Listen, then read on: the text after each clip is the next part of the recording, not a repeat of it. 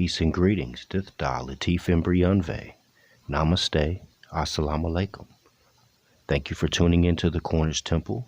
First off, I would like to let everyone know that here at the Cornish Temple, we honor all true and divine prophets, Ali, Muhammad, Buddha, Confucius, and Jesus, and many more. Today, we will be demonstrating the divine creed of our foremothers and forefathers and get into a little bit of details. I hope you enjoy. There were two different churches that existed on the soil of the empire. The Church of Rome, prevailing in the east and south, and the Cornish Church in the north and west. The Cornish Christians resisted the usurpation of Rome until the invasion of their country by Egbert, when they were put under the nominal jurisdiction of the bishops of Wessex, whose see was first at Dorchester in Oxfordshire, and afterwards at Sherborne. About 700 AD, a council of the Saxon Church was held, in which Aldhelm, Bishop of Sherborne, was appointed to write a letter to Geraint, the Welsh king of Cornwall, to exhort him and his clergy and people to adopt the Roman rule for Easter and to conform to the other practices of the Roman Christians. From this letter it appears that the Cornish would not pray in the same church nor eat at the same table with the Saxon. They would throw the food which a Saxon had cooked to the dogs and rinse the cup which a Saxon had used with sand or ashes before they would drink out of it. And if a Saxon went to sojourn among them, they put him to a penance for 40 days before they would show him any set of kindness. Now we must remember, as far as Jesus Christ the Christ is a degree, because we know that he went to Egypt, Africa, and India. And we have the lost 18 years of Jesus, Yehoshua.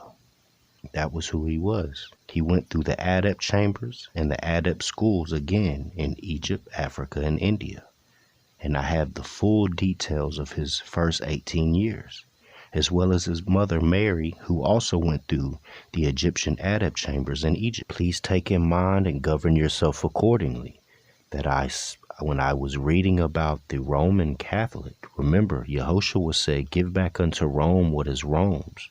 So those whom are calling themselves Roman Catholics are not following the directions of Yehoshua. Give back unto Rome what is Rome's, but they call themselves Roman Catholics. I would like to demonstrate as far as the Christ, Jesus the Christ. Christ was not his last nomen or his last name. Christ is a degree. Just like Mohammedanism, Buddhism, Confucianism, these are degrees. As far as reading the Holy Bible, which is the Helios Biblios, we must compile and study all, whether it be the Helios Biblios, the Quran, the Torah, the Kabbalah. All of these are universal principles that all nations agree upon. However, we have been taught in Esoteric, and I am here to give it to you in the Esoteric. I can break down the Helios Biblios in Esoteric, not Exoteric. And we will get further into those demonstrations and degrees. We will go through Mohammedanism. We will go through what they call Islamism, the old time religion. We will go through Buddhism. We will go through Confucianism and everything, so that my brothers and sisters understand that it is all universal. And when you get into it, you will see the correlations and the harmony of it. So this was a short demonstration. Tomorrow, the next demonstration will be as far as the exoteric teaching of the Cornish flag, our national flag. We already have our flag, brothers and sisters. Therefore, we are ahead of the game. I wish to bring you the esoteric traditions and teachings of our foremothers and forefathers.